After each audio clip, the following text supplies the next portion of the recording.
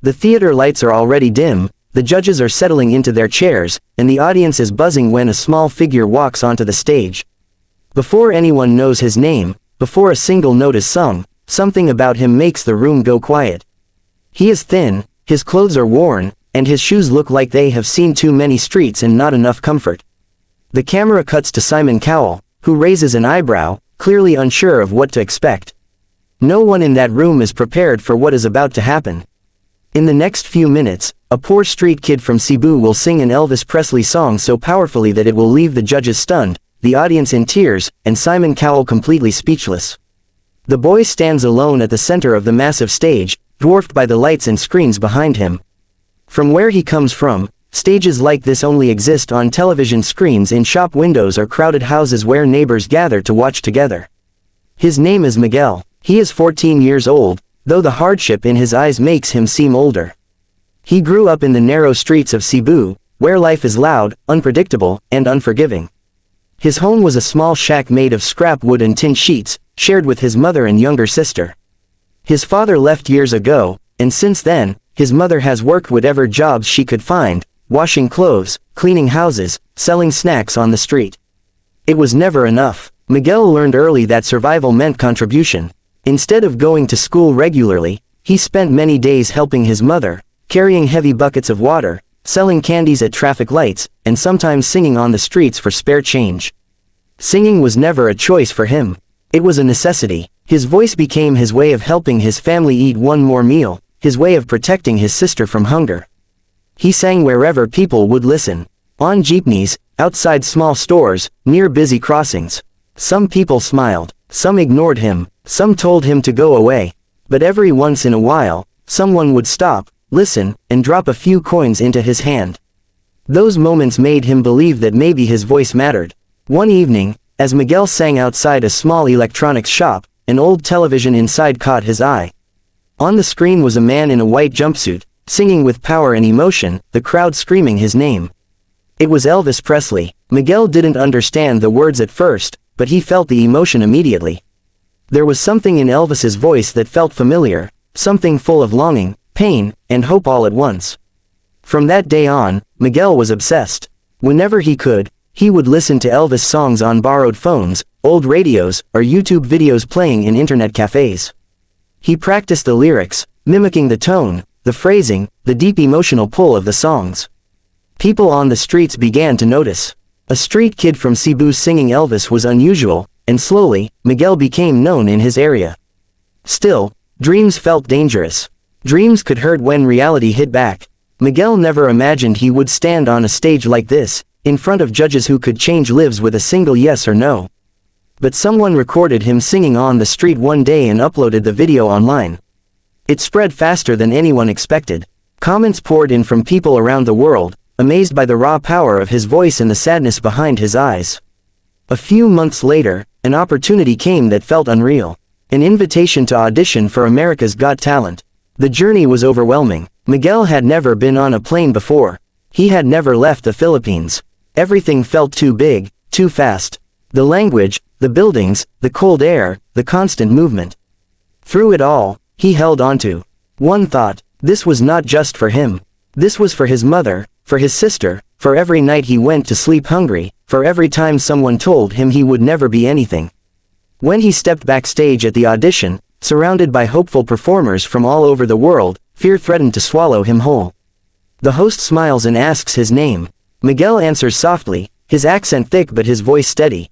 He is asked where he is from. Cebu, Philippines. The judges nod politely. Simon leans forward slightly, studying him. He asks why Miguel chose to come all this way.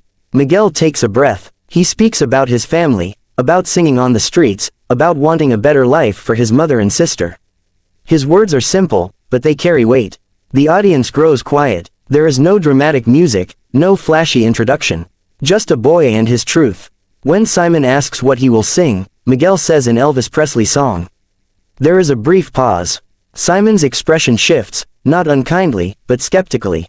Elvis is not an easy choice. Many have tried and failed. The judges exchange glances. This could go very wrong. Miguel nods to the band, the music starts, and for a split second, everything feels suspended in time. The first note leaves Miguel's mouth, and the atmosphere in the room changes instantly. His voice is rich, deep, and full of emotion far beyond his years. It carries the pain of his past and the hope of his future. The audience leans forward, some mouths fall open, the judge's eyes widen. This is not what anyone expected. This is not a street kid trying his luck. This is an artist. As Miguel continues singing, he closes his eyes, completely lost in the song. He is no longer on the AGT stage. He is back on the streets of Cebu, singing under flickering streetlights, pouring his heart out to anyone who would listen. Every word feels personal. Every note feels lived in. The crowd begins to react.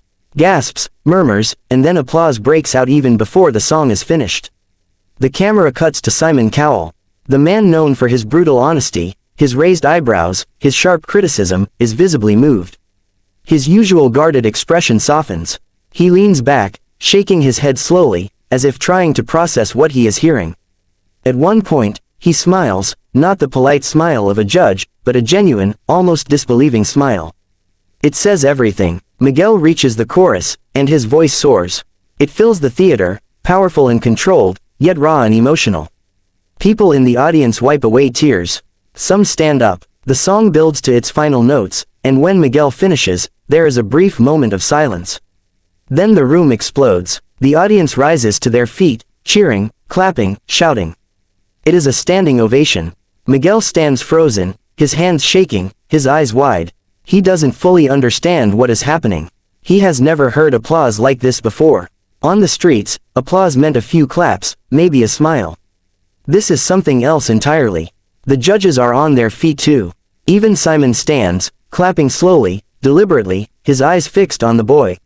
When the noise finally dies down, the host asks the judges for their thoughts. One judge speaks about how unexpected the performance was, about the honesty in Miguel's voice, about how rare it is to hear someone sing with such genuine emotion. Another judge praises his control and tone, calling it extraordinary. Then it is Simon's turn. Simon takes a moment before speaking. He looks at Miguel, then out at the audience, then back again. He says that he came into this audition with doubts, that he has heard many Elvis songs over the years, and most of them fail to capture the magic. He admits that he was not expecting much. The audience waits, holding its breath. Then, Simon says that Miguel's performance was one of the most honest, emotional renditions he has heard in a long time. He says that Miguel did not just sing the song, he lived it. And that is why it worked. Miguel's eyes fill with tears. He tries to blink them away, but they spill over.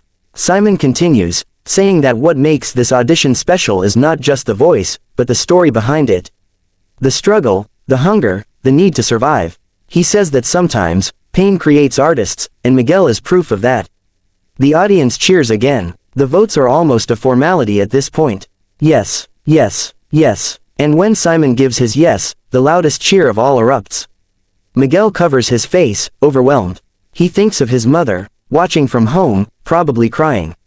He thinks of his sister, who believes he can do anything. He thinks of the streets of Cebu, the noise, the dust, the nights of hunger.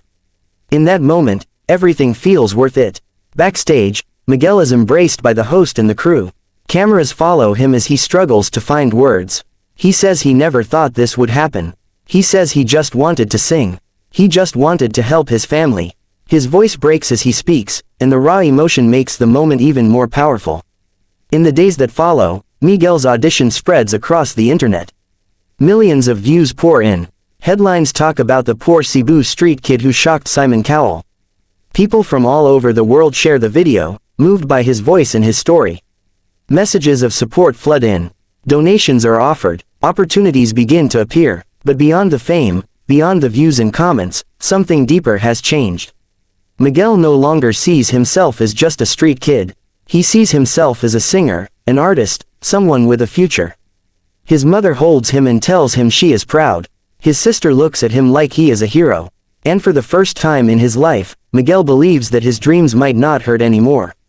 As the episode ends, the image that stays with viewers is not just the standing ovation or Simon Cowell's reaction. It is the sight of a boy who carried the weight of the streets in his voice, who turned pain into music, and who reminded the world that sometimes, the most powerful talents come from the most unexpected places.